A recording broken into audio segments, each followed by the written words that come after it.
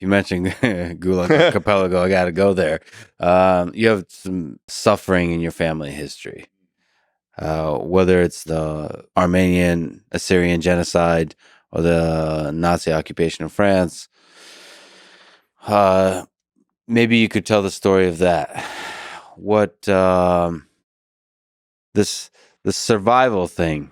It runs in your blood, it seems. I love history. Like, I find so much richness in knowing what other people went through and find so much perspective in my own place in the world. I have the advantage of, in my direct family, my grandparents, yeah, they went through the Armenian genocide. They were Assyrians, which was like a Christian minority, indigenous people in the Middle East. They lived in northwestern Iran.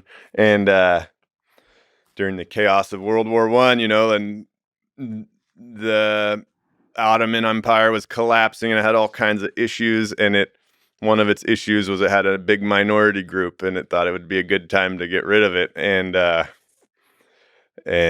they can justify it in all the ways you can. Like, there's some people that were rebelling or this or that, but ultimately it was just a big collective guilt and extermination policy against the Armenians and the Assyrians. And my grandparents, my grandma was 13 at the time, and my grandpa was 17, which is interesting because it happened almost 100 years ago. But just my dad was born when my grandma was pretty old. So, but my grandmother, her dad was taken out to be shot. The Turks were coming in and rounding up all the men, and they took them out to be shot. And then they took my grandma and she had 7 brothers and sisters and her mom, and they drove her out into the desert. Basically, her dad got taken out to be shot. So his name was Shauman Umar or whatever, took him out. They were all tied up, all shot. He said a quick prayer before they shot him, but he fell down and he found he wasn't hit. And usually, of course, they'd come up and stab everybody or finish him off. But there was some kind of an alarm, and all the soldiers rushed off, and he found himself in the bodies and was able to untie himself. They were naked and, hungry and all that. And he ran out of there, escaped, went into a building and found a loaf of bread wrapped in a shirt, and was able to escape. He fled. He never saw his family so to continue the story, my grandma got taken with her mother and brothers and sisters, and they just drove him into the desert until they died, basically, and run him around in circles and this and that, and then all the raping and pillaging that accompanies it. And at one point, her mom had the baby, and the baby died. And her mom just collapsed and said, "I just can't go any further." And my grandma and her sister picked her up to we got to keep going, and picked her up. They left the baby along with everybody else had died. It was just the 3 of them left. And somehow they bumbled across this British military camp and were rescued. Neither the sister nor my great grandmother ever really recovered from what I understand, but my grandma did. At the same time, in another village in Iran, the Turks came in and were burning down my grandpa's village, and and my grandpa's dad was in a wheelchair, and he had some money belt, and he stuffed all his money in it and gave it to grandpa and just told him to run and don't turn back. And they came in the front door as he was running out the back, and he never saw his dad again, but he said he turned around and saw the house on fire. Never knew what happened to his sister. So he was just alone. He ran. Yeah, at some point I can't remember, he lost his money belt, and he took his jacket off, forgot it was in it. Something happened. Anyway, so he was in a refugee camp. He ended up getting taken in by some Jesuit missionaries. So anyway, both of them had lost basically everything. And then at some point they met in Baghdad, started a family, immigrated to France. And then it just so happened to be right before World War II. And so then the Nazis invaded. My aunt, she's still alive, but she actually met a resistance fighter, for the French, and under a bridge somewhere, and they fell in love, and she got married. So she had kind of an in on the French resistance at one point. And of course, they were all hungry. They'd recently immigrated, but also had this Nazi occupation and all that. And so the Uncle Joe, the resistance fighter guy, told him like, "Hey, we're gonna storm this noodle factory. Like, come." And so they stormed the noodle factory, and all my aunts ran in there and were like throwing out noodles into wheelbarrows, and everybody was running. Uh, and then the Nazis came back and took it back over and like shot a bunch of people and everything. And Grandpa, because he had already come from where he came from, was paranoid, so he buried all the noodles out in the garden. And then my two aunts got stuck in that factory overnight with all the Nazi guards or whatever. And then the Nazi guards went all from house to house to find everybody that had noodles and punish them. But they didn't find my grandpa's. Fortunately, they searched his house, but not the garden. And then so they had noodles, and somehow it must have been in the same factory or something, but olive oil, and they just lived off of that for the whole war years. My aunts ended up getting out of they hid behind boxes and crates overnight and stuff, and the resistance stormed again in the morning, and they got away and stuff. But anyway, chaos. So when they moved to America, I will say the most patriotic family ever. They loved it. It's like paradise here.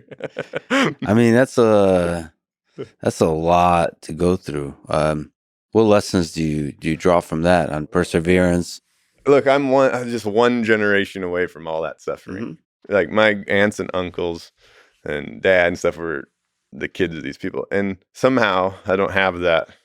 Like what happened to all that trauma? Like it's like somehow my grandparents bore it, and then they were able to build a family, but not just a family but a happy family. Like I knew all my aunts and uncles, and I didn't know them; they died before me, but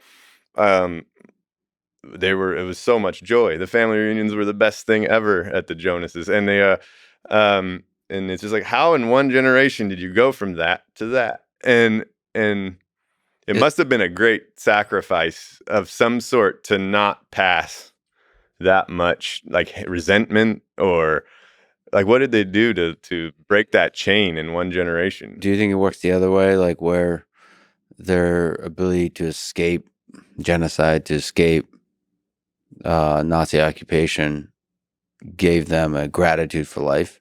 Oh, it's not a trauma in the sense like you're forever bearing it.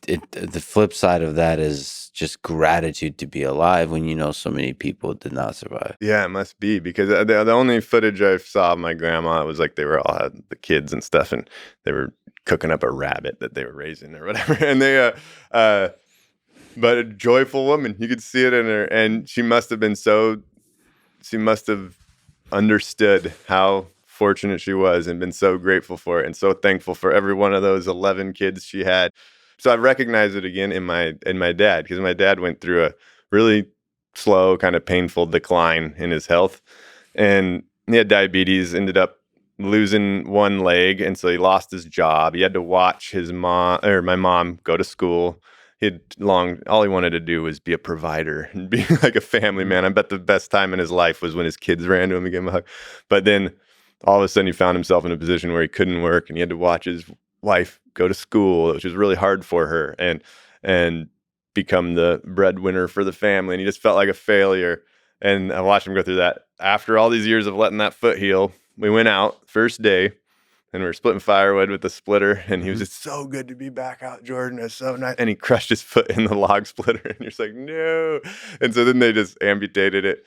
We've got both legs amputated. Wow. And then his health continued to decline. He lost his movement in his hands. So he was like incapacitated to a degree and in a lot of pain. I would hear him at night in pain all the time. And I delayed a trip back to Russia and just stayed with my dad for those last 6 months. And it was so interesting, having had lost everything. I've watched him wrestle with it through the years, but then he found his joy and his purpose just in being almost, a vegetable. I'd have to help him pee, help roll him onto the cot, take him to dialysis.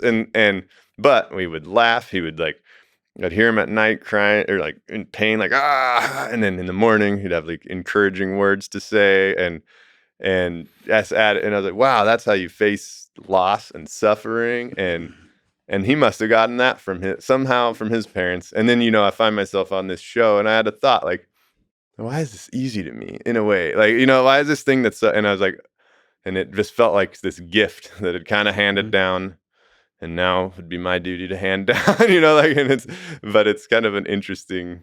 And be the beacon of that, represent that kind of perseverance in in the simpler way that something like survival in the wilderness shows. Yeah, It's the same. It rhymes. It rhymes, and it's so simple. Like the lessons are simple, and so we can take them and apply them.